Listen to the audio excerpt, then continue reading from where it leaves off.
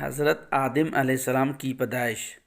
پیارے پیارے اسلامی بھائیوں، اللہ پاک نے حضرت آدم علیہ السلام کو بغیر ماں باپ کے مٹی سے پیدا فرمایا۔ آپ کی پیدائش کا واقعہ کچھ یوں ہے کہ اللہ پاک نے حضرت جبرائیل علیہ السلام کو حکم ارشاد فرمایا کہ زمین سے ایک مٹھی مٹی اٹھا کر لاؤ۔ حضرت جبرائیل علیہ السلام نے زمین سے مٹی اٹھانی چاہی تو زمین نے اس کا سبب پوچھا۔ آپ نے سارا واقعہ بیان کیا۔ اس پر زمین کہنے لگی، میں خدا کی پناہ چاہتی ہوں اس بات سے کہ مجھ سے کچھ کم کیا جائے یا میری کوئی چیز خراب کی جائے۔ حضرت جبرائیل علیہ السلام مٹی لیے بغیر واپس لوٹ آئے اور عرض کی، اے میرے رب، زمین نے تیری پناہ مانگی تو میں تیرے نام پاک اور تیری عزت کا ادب کرتے ہوئے واپس آ گیا اور اسے پناہ دے دی۔ پھر اللہ پاک نے حضرت میکائیل علیہ السلام کو بھیجا تو انہوں نے بھی اسے پناہ دے دی اور بارگاہ الہی میں وہی عرض کی جو حضرت جبرائیل علیہ السلام نے کی تھی۔ پھر اللہ پاک نے حضرت اسرافیل علیہ السلام کو بھیجا تو وہ بھی اسی طرح واپس آ گئے۔ پھر حضرت عزرائیل علیہ السلام کو بھیجا۔ جب زمین نے ان سے پناہ مانگی تو انہوں نے فرمایا، میں اس بات سے اللہ کی پناہ مانگتا ہوں کہ اس کے حکم پر عمل کیے بغیر واپس چلا جاؤں۔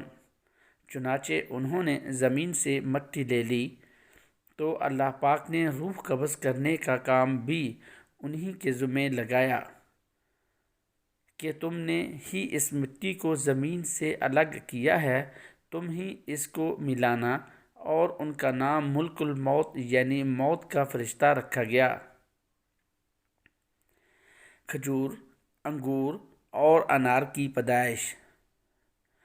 حضرت آدم علیہ السلام کا مبارک خمیر جس مٹی سے تیار ہوا، اس سے بچ جانے والی مٹی شریف سے کھجور کا درخت بنایا گیا، جیسا کہ مسلمانوں کے چوتھے خلیفہ حضرت مولا علی شیر خدا رضی اللہ تعالی عنہ بیان کرتے ہیں کہ حضور اکرم صلی اللہ علیہ وآلہ وسلم نے ارشاد فرمایا، کھجور کا احترام کرو کیونکہ یہ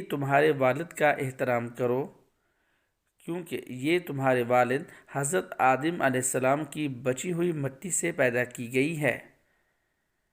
اور ایک روایت میں ہے کہ کھجور، انار اور انگور کو حضرت آدم علیہ السلام کی بچی ہوئی مٹی سے پیدا کیا گیا ہے۔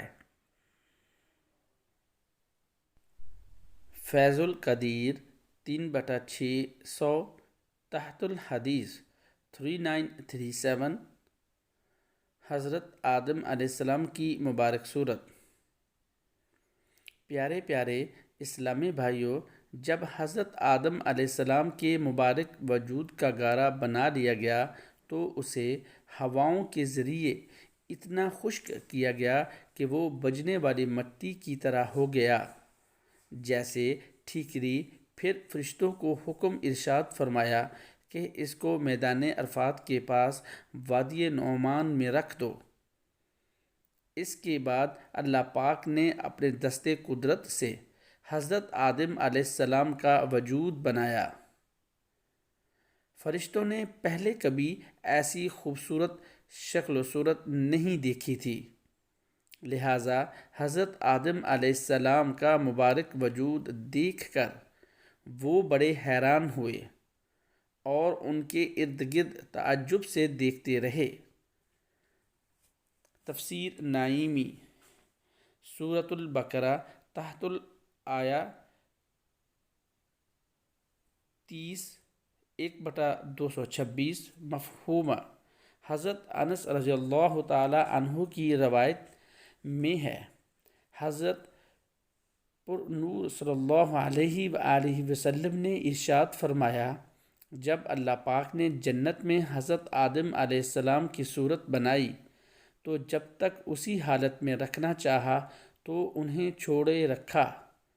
ابلیس ان کے آس پاس گردش کرنے لگا، وہ دیکھتا تھا کہ یہ کیا چیز ہے، تو جب اس نے انہیں خالی پیٹ دیکھا تو سمجھ گیا کہ یہ ایسی مخلوق پیدا کی گئی ہے جو اپنے اوپر قابو نہ رکھے گی، یعنی یہ مخلوق شہوت اور غصے کے وقت اپنے نفس پر قابو نہ رکھے گی اور وسوسے آسانی سے دور نہ کر سکے گی۔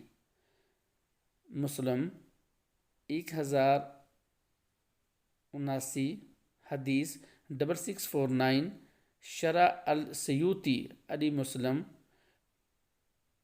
5/538، تحت الحدیث 2611۔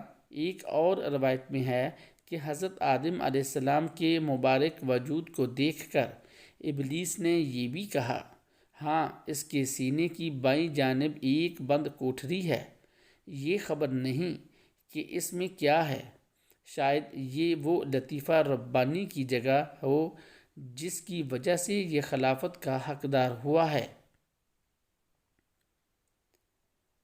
ابلیس نے فرشتوں سے پوچھا، اگر اسے یعنی حضرت آدم علیہ السلام کو تم سے افضل بنایا گیا تو تم کیا کرو گے؟ انہوں نے کہا، ہم اللہ پاک کا حکم مانیں گے۔